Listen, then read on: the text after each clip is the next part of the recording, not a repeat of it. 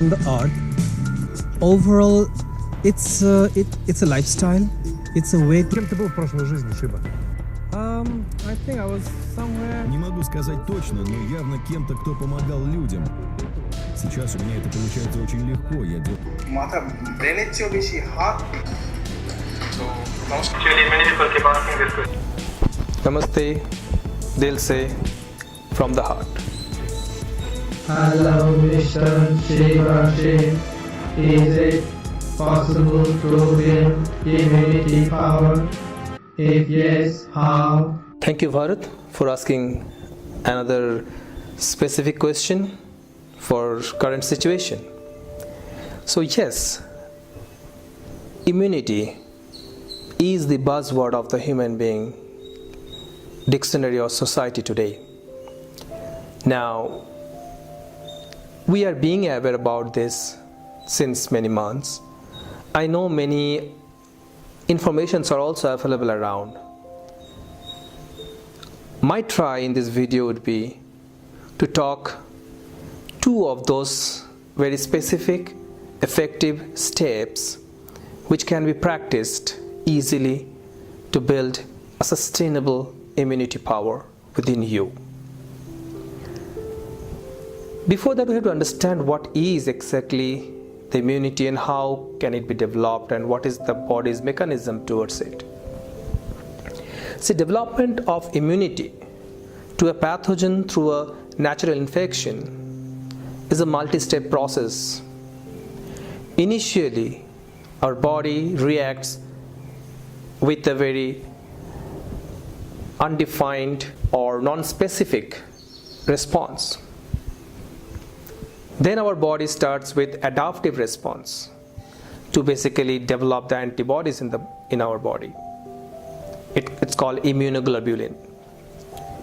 At the same time, our body develops T cells, which helps to identify the infected cells and eliminate them from the system. And together, all this process comes up with a strength in the body which can eliminate partially or completely the virus or the bacteria has attacked our body. Now, all this natural process should happen when a body is healthy, strong, and immune. But here is the question: how many of our body is in that stage where we can say, yes, our body is immune, healthy, and strong? There are many factors in the life which actually lowers our immune system, and those are simple steps basically. We all know lack of sleep, malnutrition, and stress level. Three major and common factors actually make us weak from immune system and make us vulnerable to all this virus or bacteria attack. We'll go a little deep into it now. When we talk about stress in the life, how do we define the stress? Let me take example from economics. It's the ratio or the balance between demand and supply in the life. The gap between demand and supply is actual stress we suffer. Think deeply. Every moment, be it your financial life, social life, personal life, family, professional life, every moment there is a demand of the time and there is expectation out of it, which is basically the outcome or supply. Most of the cases, we don't have control on the supply or the result, but we have very high demand. The gap is always there, and that gap is called stress. We don't have control on the end result, but we have always extra demand for everything we are doing in. You remember in my first video I was talking about that, how to live with minimum demand. So I'll have a separate video for that, but today let us understand what is stress. Stress is basically the gap between demand and supply in the life. And in that gap, when we fall in, we keep thinking about one or two specific things for prolonged time, many times. But we are thinking of the same thing We don't have the answer, but we keep asking questions to ourselves, how to come out from that. That causes stress, because there is no answer but only the question, and that also specific one or two questions repeatedly. In this situation, what happens in our body, a hormone called cortisol stays in our body for longer time, and for that body develops a resistance towards it and leads to increased inflammation. That lowers our immunity system. So this is completely connected to these all points. Our high demand in the life puts us into the stressful situation, lowers the immunity. We are more vulnerable to get attacked by our virus or infection. Now, we have to learn this one, how to handle this demand and supply in our life. Fine. For that, we'll have a separate video. Today, if that is the situation, nature has given us, human being, a beautiful answer towards it. There is a proverb that there is no good medicine on this earth like restful sleep, and then there is no good exercise like laughter. So this restful sleep is the best medicine. But let us think, how many of us we give that much value to the sleep? If I can say, we rarely value sleep. We mostly keep it as the last option in the day when your battery charge is completely down, 1% to 0%, then we go and jump on the bed. That's not the way to sleep. Our sleep is so important to keep us immune, then why don't we prepare for it? Why don't we prepare for our sleep? We just wait so that our body tells us to sleep. Your eyes tells you, okay, you're tired now, let us go and sleep. Then we switch off mobile, TV, and then we go and sleep. Whereas we should tell ourselves, now it's a time for sleep, let's go. And at least 2 hours before, the preparation should start, isn't it? We all know that commonly not reading newspaper, TV, or watching mobile, TV or movies, those are not good before sleep. I understand. We know that commonly. But 2 hours before, basically we have to shut down, slow down. Our body slowly needs to know now is the time to switch off. Switch off everything one by one. Reduce your physical activities. Reduce your mental activities. Bring the lights down in your house or room. Let this volume be down, very lower volume. Start speaking low. If somebody is still, listening to music, should be low. So slowly your body understands something is happening where everything is switching off. So body automatically will start switch off all the activities, which is, we interact with the external world. Now, when this starts happening, then you are saying to your system, now it's time to sleep. It will not happen in the first day. We have to come to a system. It's called same time, same place, every day.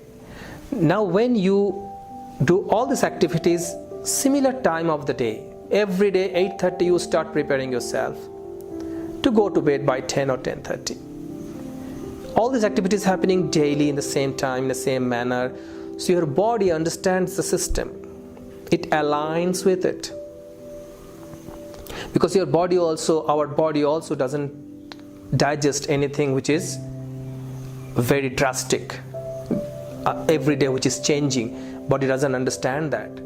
Fine. So if we practice this all 2 hours before sleep, then automatically when you go on the bed, your nervous system knows, your conscious mind knows it's a time to slow down and switch off. And automatically in 9 to 10 days, you will see you're feeling sleepy now. And then slowly it will be deep. Moment you sleep, it will be deep. So this is one thing I wanted to discuss today as a first topic. I know we all know that sleep is important, but how to sleep properly is a big question. This is the simple thing to start with. Same day, same place, same time, same place, every day. Let's do it for 1 week to 2 weeks. Then you see your body starts understanding the time of sleep. Then it will be much deeper. There are many other practices. It's called yoga nidra, which you should practice another 2 hours before of this preparation. So that prepares your entire body system for a much deeper sleep. Fine, yoga nidra is very common. It is available on all the online platforms or nearby anywhere your yoga teachers who can teach you. You can learn from them. But what you can do for yourself is this. Now when you're getting this restful sleep, getting up morning fresh, then everything falls in place next days. When we are very hungry, you remember, we don't select food. We basically grab food. And when we grab food, we cannot keep all our knowledges in place that what is good, what is not good, what we should eat, what we should not eat. That means whatever is available, we eat.